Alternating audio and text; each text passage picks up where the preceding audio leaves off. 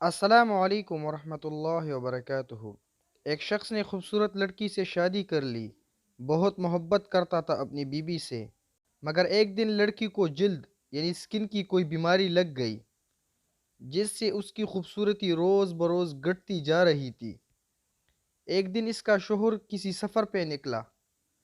واپس آتے ہوئے اسے حادثہ پیش آیا، جس میں اس کی دونوں آنکھیں جاتی رہی۔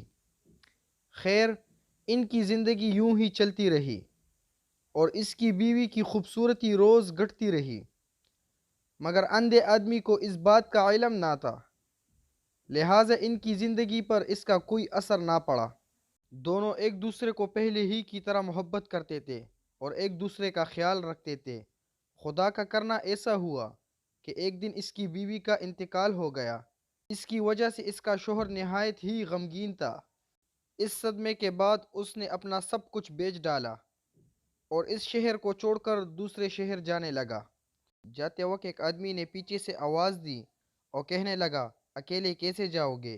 اب تک تو آپ کی بیوی آپ کی خدمت کرتی رہی، آپ کا خیال رکھتی رہی اور آپ کی آنکھیں بنی رہی۔